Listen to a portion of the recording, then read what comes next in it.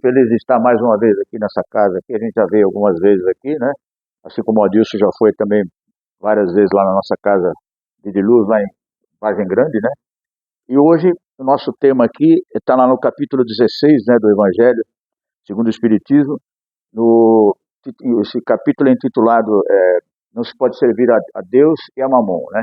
Essa palavra Mamon, se a gente for olhar no dicionário, no Google, hoje em dia é mais fácil pegar. Eu tenho dicionário antigo lá em casa, mas não, o celular é um multiferramenta hoje em dia, né? Só não paga nossas contas, é ao contrário, ele dá um aumento nas nossas contas, né? Mas enfim, ali Mamon basicamente significa, em alguns outros lugares vai falar que era o Deus da riqueza, mas o fato é que Mamon significa riqueza material, dinheiro, posses, né? Então, basicamente, a ideia desse capítulo, lá nos itens 1 a 3, que a gente vai fazer com comentários aqui, vai se basear nessa ideia central de que ou você ama o Senhor e acaba descuidando do outro, né? Então, querendo dizer que a essência dessa fala de Jesus, né, é que não é possível você, digamos, querer se dedicar a esses dois senhores, ou seja, as riquezas, as posses materiais e a Deus ao mesmo tempo, né? Claro que a gente tem que saber interpretar isso no sentido de que, óbvio, ninguém discute a necessidade de você ter uma casa, para morar, um carro, etc., para se locomover, assim por diante. Não é essa a questão, né?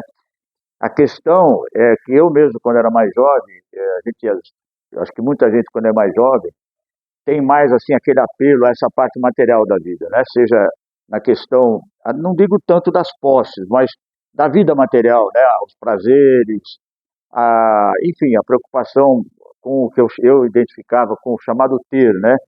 E aliás, até em outros tipos de leitura, a gente teve a oportunidade de ver que não era nem livro espírita, era algum livro de filosofia, alguma coisa que eu li há muito tempo, que falava assim, a eterna contradição entre o ser e o ter, né? O que é o ter? O ter muitas pessoas hoje em dia se dedicam essencialmente ao ter, nesse mundo agitado em que a gente vive, né? Com todas as propagandas de marketing, incentivando o consumo, né? Então, muita gente, porque muitos vão dizer assim, não, mas eu preciso trabalhar para pagar as contas, isso não há dúvida, isso ninguém discute sobre isso. Mas muitas vezes, eu como já passei dos 30 faz algum tempo, né?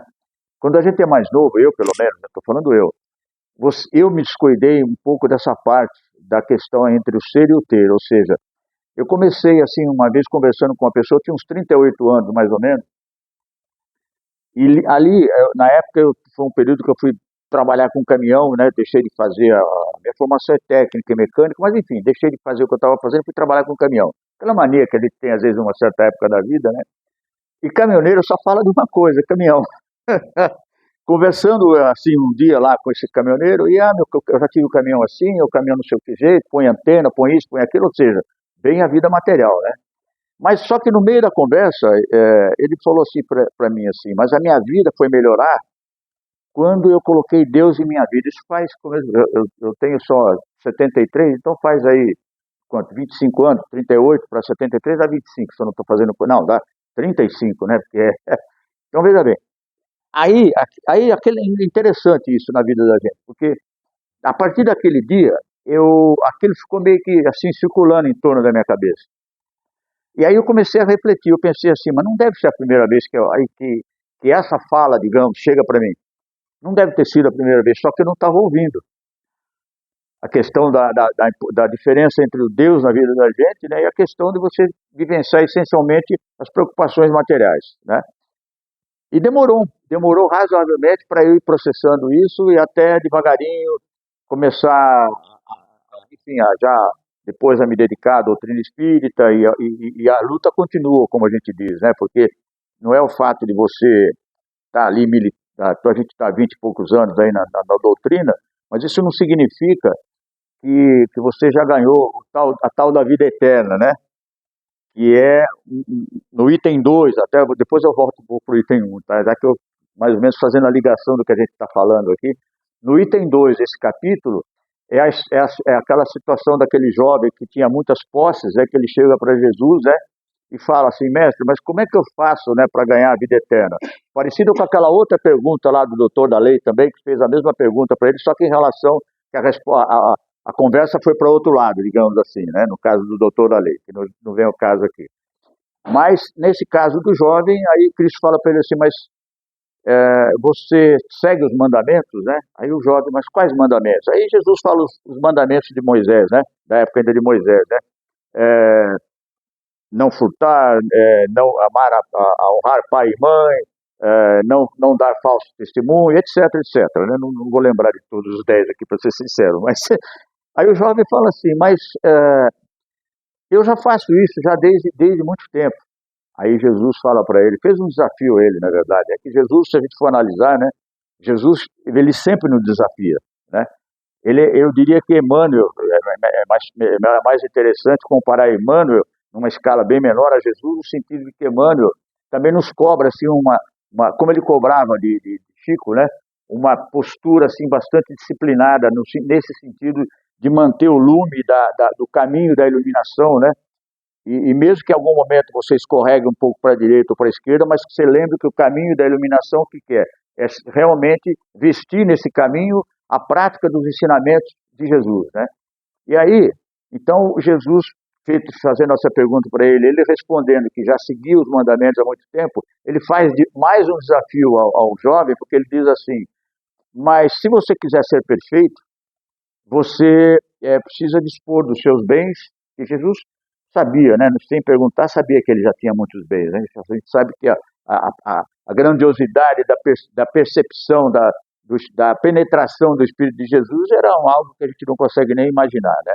Mas a gente, pelo Evangelho, a gente percebe da extensão disso, né? Então, o que acontece? Aí o jovem, obviamente, que tinha realmente muitas posses, entristecido, vai embora, ou seja, ele não tinha ainda, porque Jesus dizia que se você quer a perfeição, você disponha dos teus bens, entregue aos pobres e me siga. Que, aliás, se a gente for analisar, foi o que fez Francisco de Assis, né? Que ele também era de posses, né? E ele conseguiu, digamos, substituir aquele momento que aquele jovem não estava na condição de poder dispor dos seus bens, assim, no sentido material, e seguir Jesus, né? Claro que se a gente for olhar isso ao pé da letra, aí alguém vai perguntar, mas eu preciso dispor dos meus bens para seguir Jesus?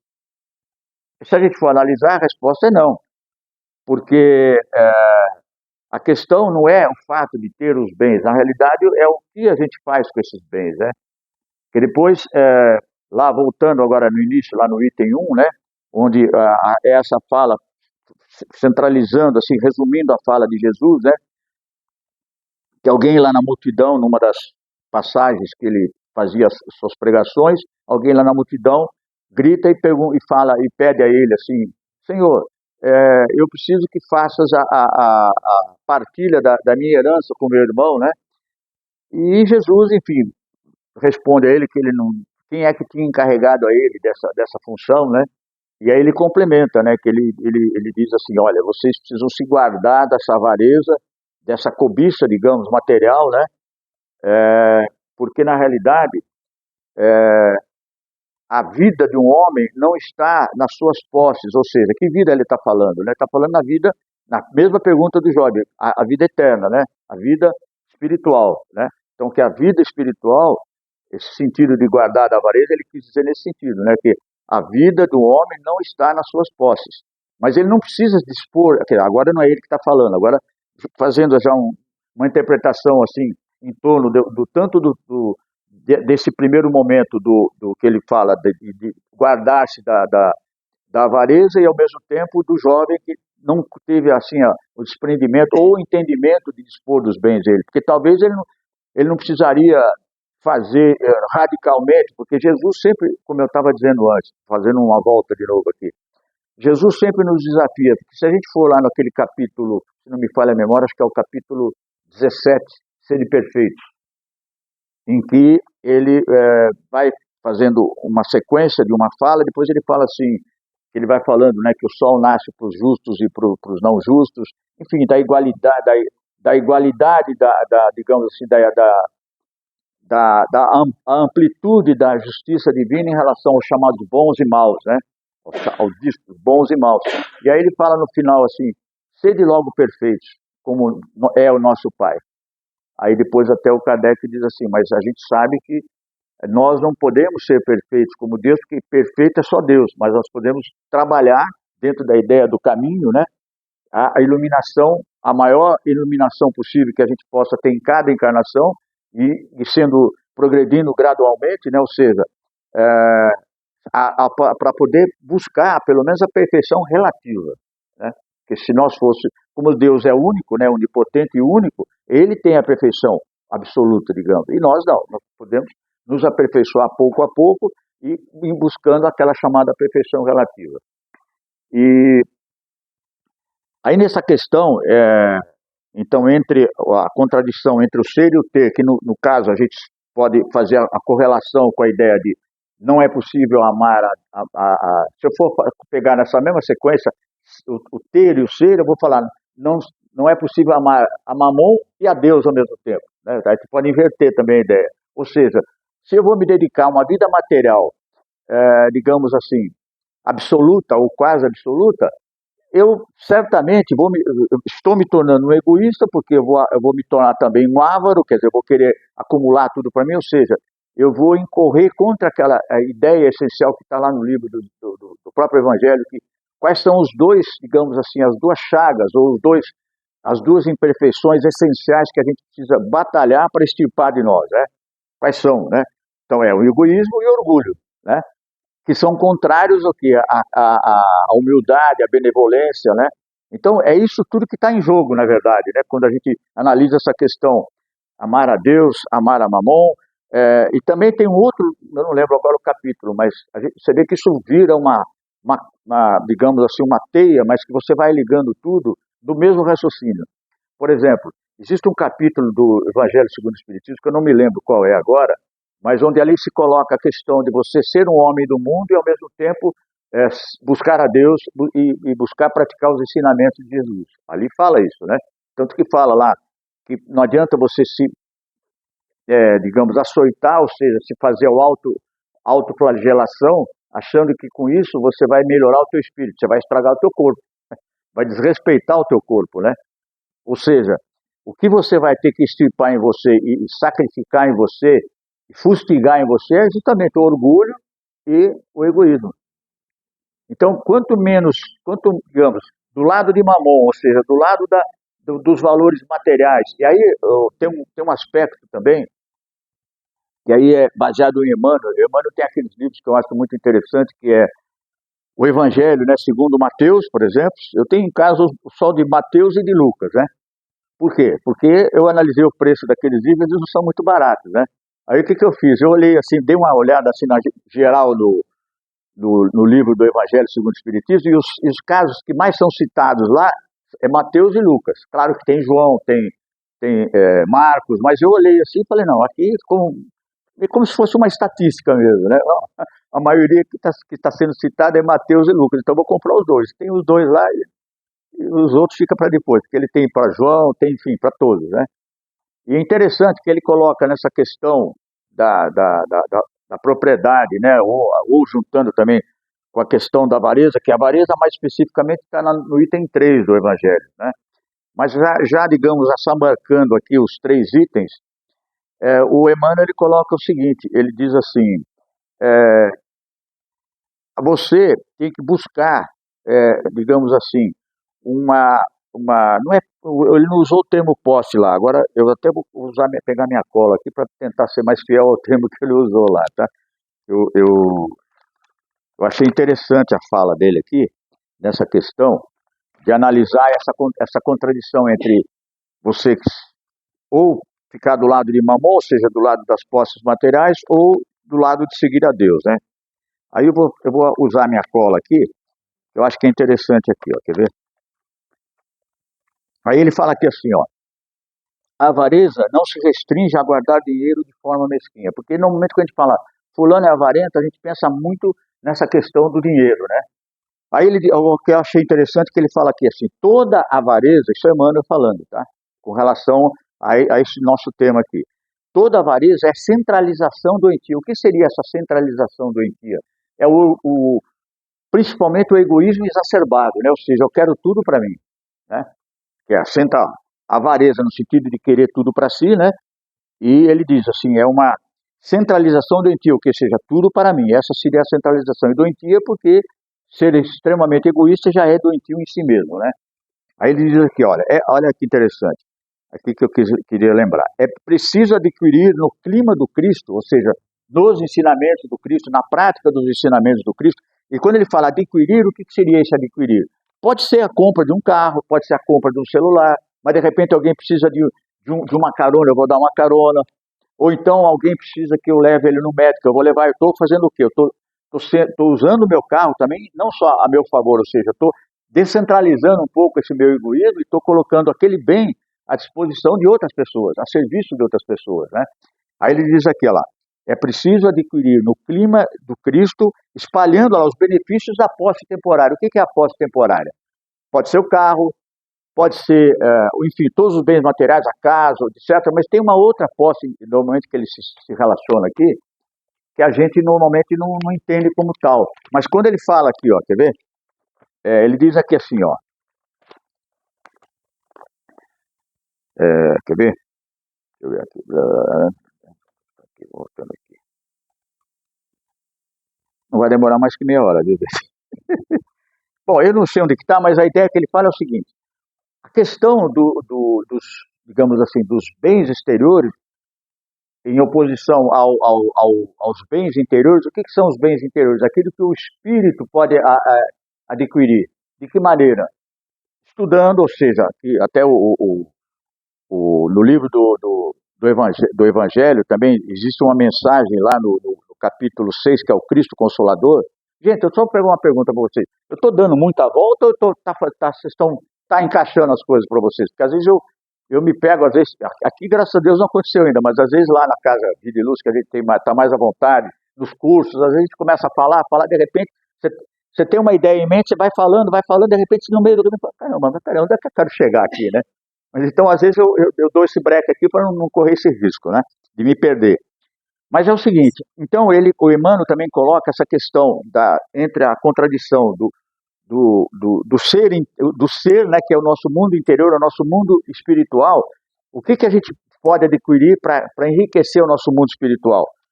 Aí, indo para o capítulo 6 lá, Cristo Consolador, a mensagem lá da mensagem dos Espíritos, que o Espírito da Verdade fala assim.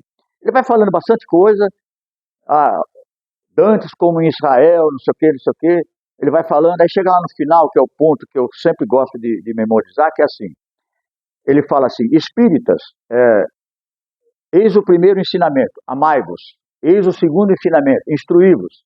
Aí lá no curso a gente brinca e fala, vamos tirar da palavra espírita e vamos pôr para todos nós, não precisa ser espírita. Qualquer pessoa, qualquer ser encarnado, ele não precisa ser espírita para, se ele levar isso como máxima, é interessante, né? Amai-vos e instruí-vos. Olha que interessante, porque na minha modesta opinião, o espírito da verdade é o próprio Cristo. Ou se não é o próprio Cristo, é um emissário, um representante direto dele. Porque ele vai, você lê lá no Evangelho, né, no capítulo 6, você vai ver que o jeito que ele dá a mensagem é como se fosse o Cristo falando, né? Aí então assim, olha só que como a lógica do Cristo é muito interessante. Ele colocou os dois pilares, claro, para a gente se construir, até podemos pensar a tal da casa sólida, né, na rocha, que é o amor e o conhecimento. E ele coloca primeiro o amor, ele não falou assim, instruí-vos e amai-vos. Eu acho interessante, ele falou amai-vos e instruí-vos. Daí a gente concluir que se eu não conseguir cumprir os dois, é melhor eu praticar o amor e me instruir menos. Por alguma razão, digamos, se eu não posso comprar livros, enfim, se eu tenho dificuldade para ler, não importa. Né? Não que não seja importante nós nos instruirmos, que é o que nós estamos fazendo aqui, inclusive, nesse momento. Né? Mas, tanto que ele fala o quê? Cristo fala o quê? Qual o mandamento, os dois mandamentos que resumem tudo, amar a Deus sobre todas as coisas e ao próximo sobre si mesmo. Então, em duas questões, na mesma situação, ele está falando do amor. Né? Então, aqui, quando Emmanuel fala, agora encaixando de novo aqui, quando Emmanuel fala da questão dos bens exteriores e dos bens interiores, que é aquilo que evolui o espírito, então o conhecimento é importante, claro, porque até é colocado aqui, quando a gente é mais novo, a gente fala, mas que trabalho que dá levantar na segunda-feira para ir trabalhar, né? Eu sempre passei por essa dificuldade, né? Quando era sexta-feira, era o dia da alegria, ó, porque eu sempre, a maior parte das vezes eu tive a sorte de trabalhar de segunda a sexta, né? Então, falta 5 minutos lá, tá? Então, a conclusão que eu chego agora, depois de muito tempo, como até se a gente aprende na doutrina, para que a gente precisa sofrer para levantar, às vezes, de madrugada para ir trabalhar? Para que a gente precisa ir trabalhar? Por quê? Porque com isso nós estamos, no mínimo, desenvolvendo a nossa disciplina, que é um fortalecimento espiritual, não é para o corpo. Ao contrário, às vezes o fato de ficar levantando cedo, os padeiros mais antigamente que levantavam 3 horas da manhã, trabalhava no forno, depois saía, pegava uma friagem. Eu tinha acho que foi um tio-avô meu, alguma coisa assim, que era padeiro, e ele teve um problema sério acho que com pneumonia, ou sei lá o quê, porque ele era padeiro e ele tinha esse choque térmico entre o ambiente de trabalho do forno e, sei lá, não se agasalha direito quando ia sair, talvez ainda era meio cedo quando ele ia sair, estava frio, alguma coisa assim. Então, o trabalho, nesse sentido, muita gente vai falar, é prejudicial ao corpo, mas não ao espírito, né? E aí, a mesma coisa, quer dizer, além do trabalho disciplinar a gente, ele também, obviamente, está desenvolvendo a nossa inteligência, seja qual o trabalho for, qualquer um. Claro que tem uns que exigem mais da nossa atividade mental, mas qualquer trabalho exige de nós, né, uma disciplina e também um desenvolvimento, um aprendizado, nem que seja só como é que eu devo fazer aquele trabalho, né? Então ele diz assim, que o mundo externo nos oferece, então, os bens materiais e oferece também não só os bens materiais. Por exemplo, a gente tem a maneira de falar meu filho, minha filha, minha esposa, meu marido, meu genro, não, minha família. A gente tem essa maneira do meu, porque o meu é o ego da gente, é o tal do egoísmo, né? E na realidade, como se diz também na psicologia, ninguém é de ninguém, né? A psicologia também ensina a gente a isso. Para a gente trabalhar, por exemplo, pessoas que são muito ciumentas, por exemplo, porque aí, quanto mais ciumenta é a pessoa, significa que ela é mais egoísta nesse sentido de acreditar que, por exemplo, se falar em cônjuge, né? Aquele cônjuge é minha esposa, ou aquele cônjuge é meu marido. Mas não é nesse sentido assim, mais profundo, não é de ninguém é de ninguém. Ou seja, o que a gente, essas posses que a gente se ilude com elas, né? Digamos, os bens materiais, as pessoas que foram colocadas em nosso caminho, em nossa encarnação, são o quê? Dádivas divinas, os talentos, a gente pode pensar assim, talentos que Deus nos deu para quê? Para que a gente, digamos, por empréstimo desses talentos, a gente trabalhar o nosso espírito em relação àquilo que a gente precisa trabalhar em relação à nossa evolução. Tá tranquilo isso aí, gente? Né? E para ir finalizando aqui, aí então, Emmanuel, ele vai fechando esse tema aqui. Eu estava lendo aqui que toda avareza, né, é centralização doentia, e nós precisamos adquirir no clima do Cristo, ou seja, o que é esse adquirir que ele está falando? Tanto faz um bem material, ou se eu, dentro da minha encarnação, eu deixei de ser criança, me tornei adolescente, cresci, casei, formei uma família. Adquirir uma família, nesse sentido que ele está dizendo aqui.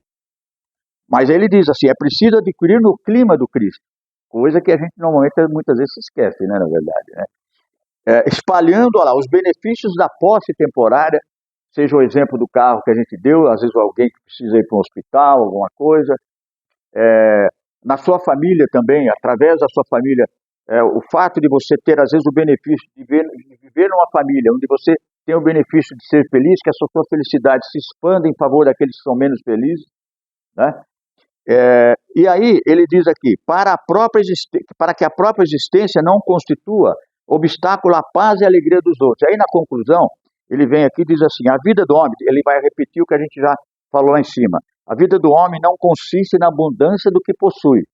Eu tenho uma família bonita, alegre, eu tenho posses, não. Ele diz aqui, mas a abundância dos benefícios que esparge e semeia, através desses bens materiais ou através até dos benefícios que a gente colhe da harmonia da nossa família, né? Atendendo aos desígnios do Supremo Senhor. Eu acho que isso aqui é muito legal para encerrar isso aqui, ó, né, gente? E esse é realmente o desafio para nós, eu acho que para mim, pelo menos, continua. Porque eu ainda tenho a maneira de falar minha filha, meu filho, meu neto, minha netinha que acabou de nascer, que é as duas, o neto com 8, a netinha vai fazer 3 meses, já começa a dar risada quando você faz as palhaçadas, né? Então a gente tem a maneira de achar, é meu, mas não é, a gente sabe que não é. Mas não é que a gente sabe, a gente está tentando entender isso aí. e tentando entender essa questão do... A gente fala, pô, mas eu lutei pra caramba, vocês lutaram pra caramba para ter essa construção material. Como que não é nosso? Como que não é do solidariedade, né? Aí a doutrina diz pra gente, é empréstimo de Deus pra gente, né? E aí o nosso desafio, acho que é ir aos poucos, né, ir entendendo isso e se apegando menos, pelo menos. Digamos que numa evolução a gente começa muito apegado a essas questões todas que a gente falou aqui, materiais, pessoais, afetos, né, etc. Ou até desafetos também, não deixa de ser um apego, né? Quando a gente fica com raiva de alguém, você fica pensando muito naquela família, não deixa de ser um apego também. E aí como é que a gente desapega desse desafeto? Através do perdão, né? Olha que legal. Essas ideias vão fluindo com a ajuda dos guias aqui presentes, né? Olha que legal. Eu mesmo não tinha pensado nisso antes, né? A forma de você se desapegar dos desafetos, porque a gente se apega quando você fica guardando mágoa, fica, olha o que aquela pessoa me fez, aquele negócio todo, né? Quando a gente consegue perdoar, que também não é fácil, né? É uma forma de você desapegar o perdão também, nesse sentido, né? Legal, gente? Então, eu faço alguma prece aqui? Eu não preciso.